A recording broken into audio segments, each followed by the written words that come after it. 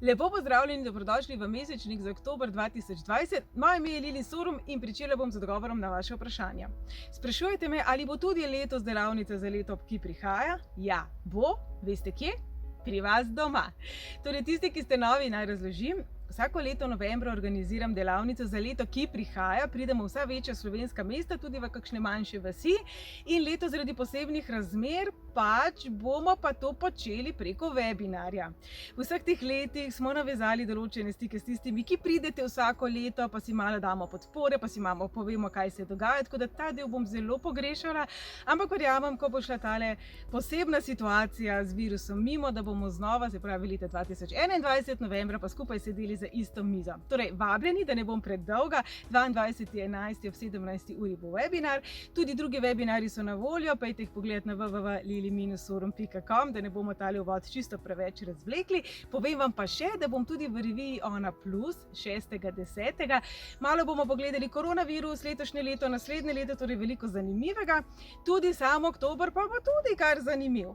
Letošnje leto je dinamično, je spontano, je hitro, se stvari obračajo, nobene ostajajo iste in vem, da se vsi ponavljamo, vsi govorimo, da bodo energije vse bolj ostre, vse bolj močne. Jaz bom takole rekla za oktober. Število 10 je vedno intenzivno. Sodi med karmična števila, simbolizira pa res preteklosti. Torej, dajte odrezati negativno. Dajmo biti konstruktivni. Če tako pogledamo, vsi imamo toliko za povedati, vsi imamo svoje mnenje o maskah, o virusu, o tem, je kdo bil na Marsu ali ne. Torej, o stvarih, ki so ali pa niso zelo pomembne in o stvarih, na katere imamo ali nimamo vpliva. Dajte oktobra oklestiti vse, kar v vašem življenju ni ključno. Kajti število 10 je tisto kot pa pevka.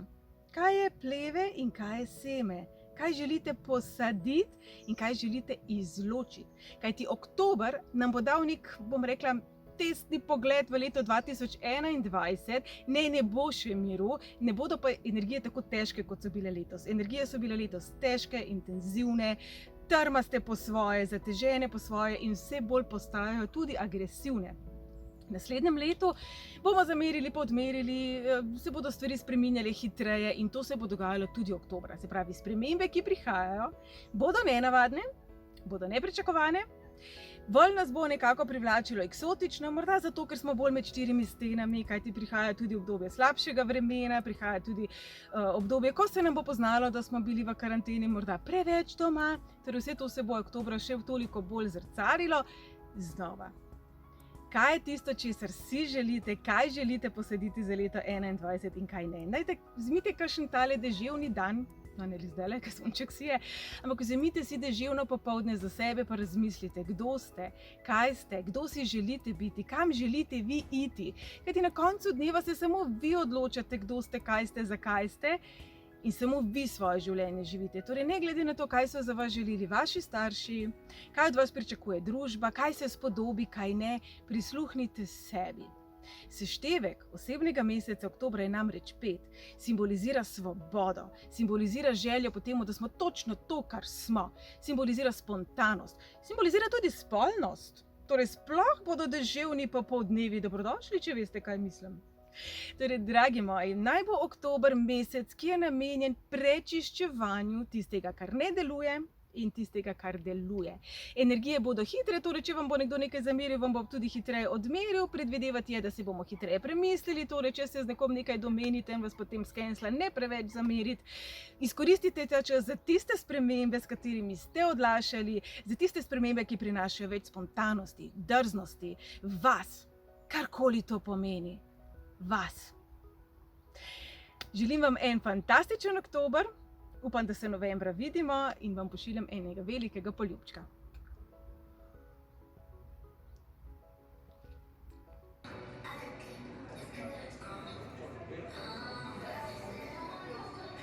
O kremšniti bi vam zelo težko povedala kaj novega, ampak a ste vedeli, da če v Wikipedijo tipkate kremšnite, da je v bistvu Slovenija na prvem mestu držav centralne Evrope. In omenjajo ravno tole slaščičarno, kjer so jih naredili že več kot 13 milijonov. Idite uživati.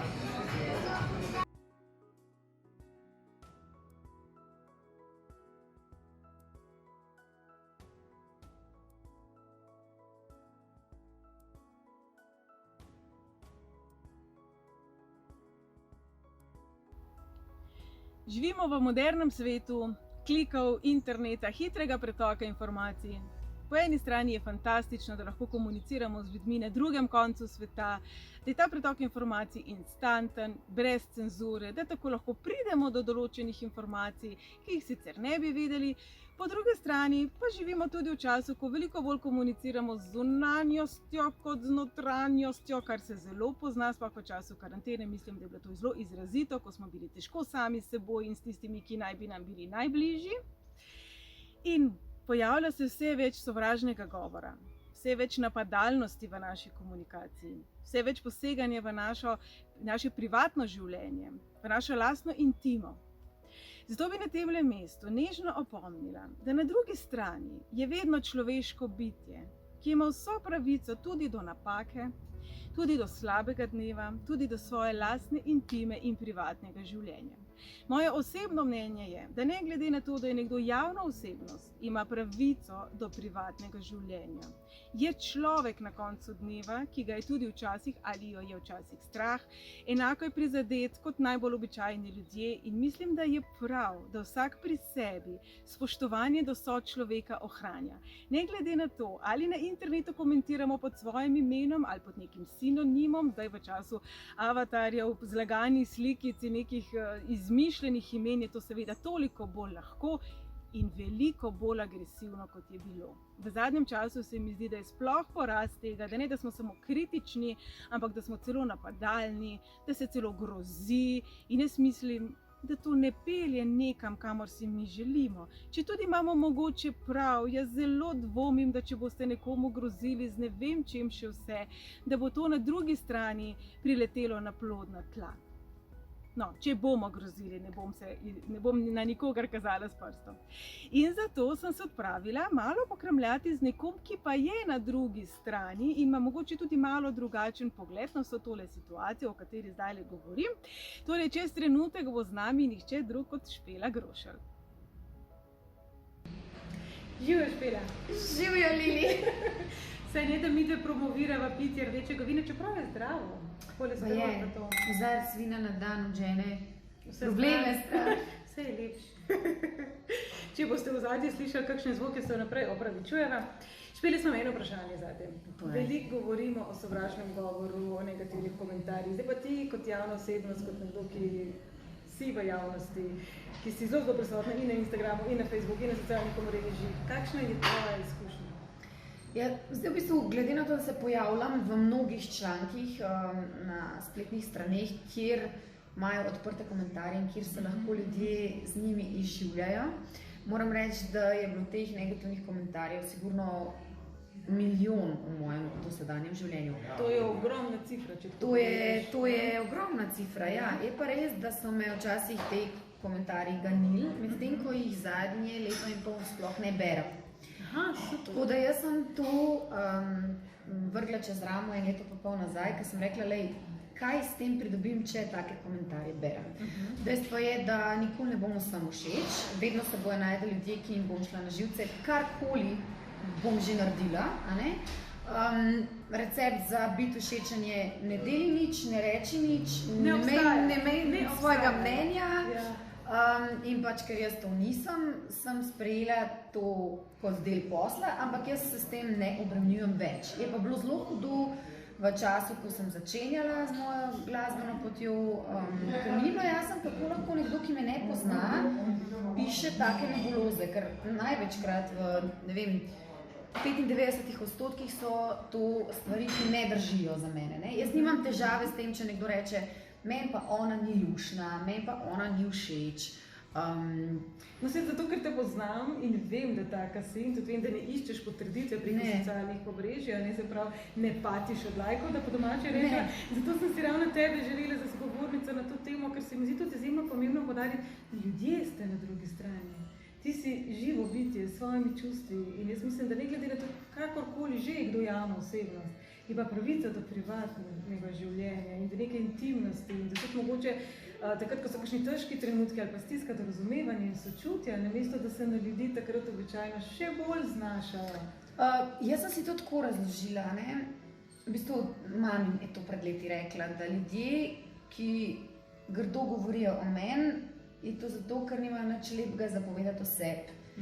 In jaz sem si ta stavek, nekako sem ga osvojila in res verjamem, ker jaz meni na kraj pameti ne pride, da bi šla komentirati o nekom, ki ga ne poznam, ali pa tudi, če bi poznala tega človeka, da bi šla javno komentirati in pljuvati po njem. Meni je to, veš kaj je to, meni ne predstavljivo. Tako da, meni se v bistvu te ljudje smilijo, no. Jaz res nimam jeze do njih, ampak so mi reveži, zato ker to absolutno indicira na to, da nimajo svojega življenja oziroma svojim življenjem niso zadovoljni, če imajo se čas in voljo in energijo ukvarjati z nekom drugim. Tako zelo intenzivno. Tako zelo intenzivno. Kaj bi pa mogoče ti svetovala mlajšim, puncam, fantom, ni važno, ki so deležni hate speecha, tudi mogoče v šoli, vemo, da otroci znajo biti zelo zlobni, da so lahko zelo napadalni, zelo, tudi v tem času se mi zdi tega vse več. Preko tega hate speecha smo zdaj prišli skoraj do napadalnosti, do groženj, do zelo agresivnega izražanja. Kaj bi bil kot nekdo, ki je to dajal skozi in bil prizadet in to prerasel in dozorel in se dvignil na to, kaj bi ti svetovala tistim, ki se s tem soočajo zdaj in so še vedno v neki stiski zaradi tega? Zdaj jaz, se pravim, ob mojih začetkih sem vse to vedno predebatirala z mojo mamo. Ona je imela zelo veliko vlogo pri tem, da me je bodrila, tolažila, pojasnjevala določene stvari, da sem jaz lažje razumela, zakaj pride do takih komentarjev, da dejansko ni težava v meni, ampak v ljudeh, ki to napišejo. Tako da najbolj nepametno je to nas v sebi držati in samo nase prelagati, ker je ful lažje, če se z nekom pogovoriš, ali pa recimo, če prebereš kaj na to temo, če se lotaš malo mogoče kakšnih takih motivacijskih knjig, ki ti ulijejo vero vate, da je važno, kako se ti počutiš, da je važno, kaj si tvoja okolica bližnja misli, da pa ni važno, kaj si misli tamle en polde iz Zgornje Kungote, nič proti poldetu in nič proti Zgornji Kungoti, da ne bo spet to narobe razumel. Zgolj je ključna, tokrat res. In predvsem razumeti, da nikoli, ampak res nikoli ne bomo vsem všeč. In da ugajanje je so 90s, mislim pač ne, pa sej, prosim, ne, res. Jaz vedno govorim, če se že moramo primerjati, se dajmo primerjati s seboj iz preteklosti, zato da bomo v prihodnosti boljši, ne z drugimi, kjer vedno bomo našli nekoga, ki je slabši, ali pa mogoče bolj nezrel in vedno bomo našli nekoga, ki je bolj zrel, lepši, mlajši in tako naprej in tako naprej. Bi se pa za trenutek želela, če smem dotakniti naših medijev. Eno so pač ljudje, ki nekaj preberejo, verjamajo in tega natolcevanja je veliko. Me pa v zadnjem času preseneča tudi strani samih medijev. Imaš občutek, da ne vem, se objavljajo tudi neresnice, v kolikšni meri imaš občutek, da si ti kot ti slišana? Predvsem se iz muhe dela slona. Absolutno. Zdaj primer. Niti ne rabiš več muhe, rabiš misel, da obstaja muha. Ja, točno to. Iz mojega Instagrama oziroma socialnih omrežij poberejo, ne vem, vsebino z mojega Instastorija ali pa objave in naredijo iz tega škandalozni naslov in pravzaprav oni ne prirejajo resnice, resnica je še vedno ista, recimo primer, zdaj, ko sem posnela ta promo video za mojega bivšega fanta, in se pač jaz tudi v tem videu vržem na posto in povem, da je udobno ležišče, naslov, Špela Grošelj pristala v postelji nekdanjega fanta. Zdaj, to je res, da je postelja njegova. To je res, da sem jaz pristala tam, ker sem se vrgla gor.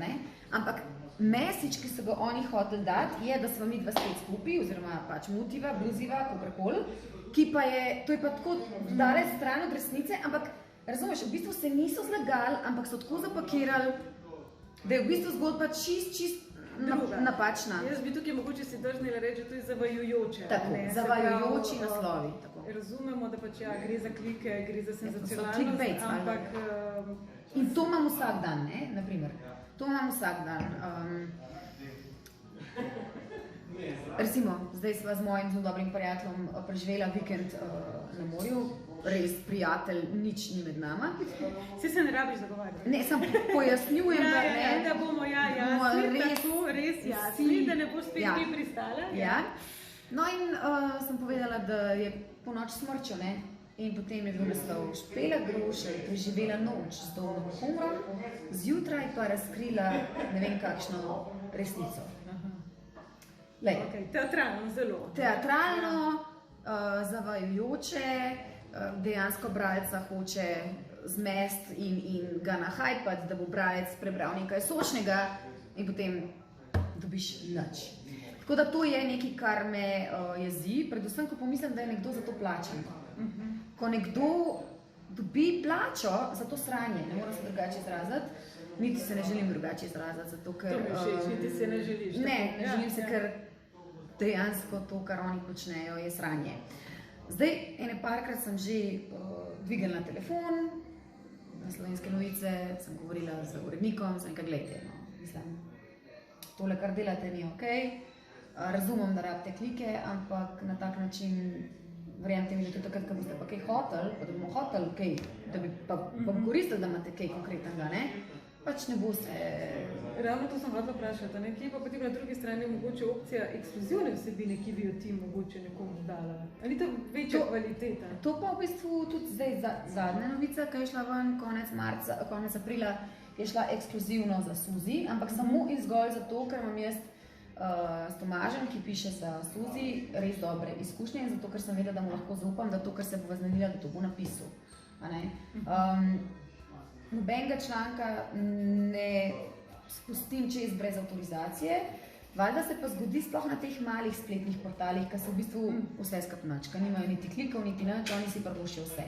Ampak jaz se pol potolažem, da itak tega meni ne bere.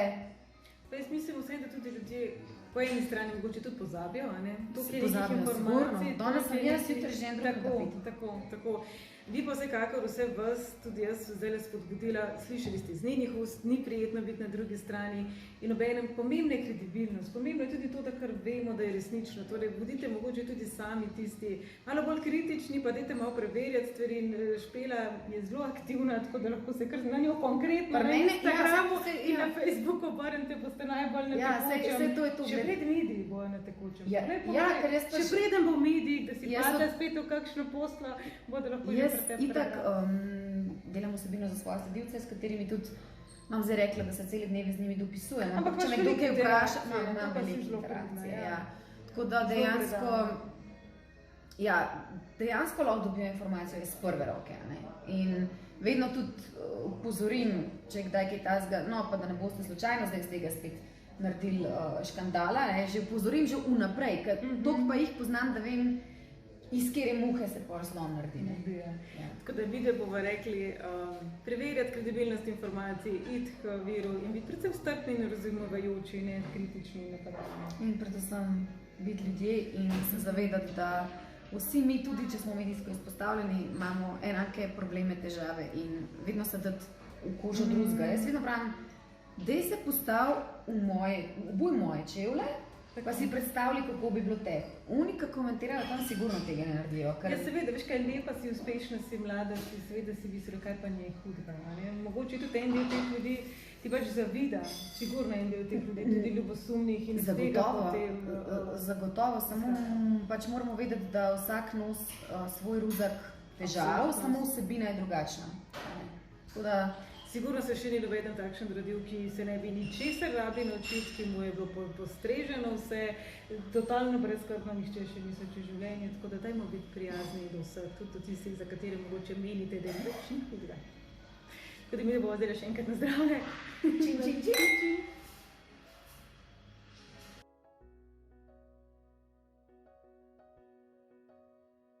Tisti, ki ste novi, naj vam razložim. Vsako leto novembra naredim